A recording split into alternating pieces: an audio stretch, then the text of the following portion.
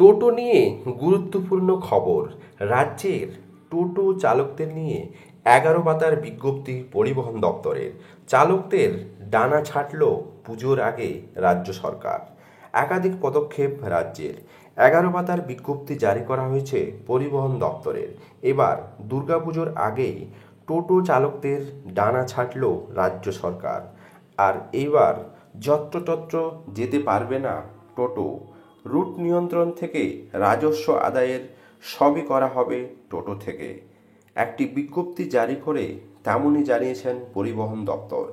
টোটো চালকদের নিয়ন্ত্রণে আনতে রাজ্যের পরিবহন দপ্তরের ১১ পাতার একটি বিজ্ঞপ্তি জারি করেছে। সেখানে গ্রাম থেকে শহরের টোটোগুলির নিয়ন্ত্রণ আনার চেষ্টা করা হচ্ছে। এতদিন টোটো চললেও তা ছিল নিয়ম বহির্ভূত।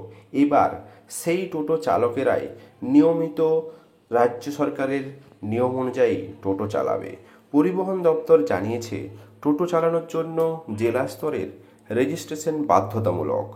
প্রতিটি গাড়ির জন্য থাকবে নাম্বার প্লেট, কিউআর কোড এবং স্ক্যান করলেও বোঝা যাবে টোটো কোন রুটের। এই দিন টোটো থেকে কোনো রাজস্ব আদায় হতো না। এবার টোটো চালকের নিজস্ব রাজস্ব দিতে হবে। এক ব্যক্তির নামে একাধিক টোটোর রেজিস্ট্রেশন বাতিল করা হবে।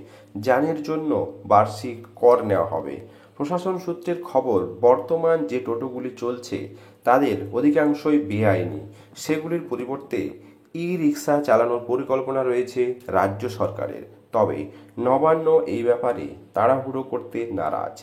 ধীরে ধীরে সেই পথে হাঁটবে রাজ্য। অন্যদিকে আগেই টোটোর উপর নিয়ন্ত্রণের একাধিক পদক্ষেপ করেছে রাজ্য। বর্তমানে জাতীয় সড়কের উপর টোটো চললে আগেই তা বন্ধ করে দেওয়া হয়েছে। এখনও সেই আইন কিন্তু কার্যকর করা থাকবে।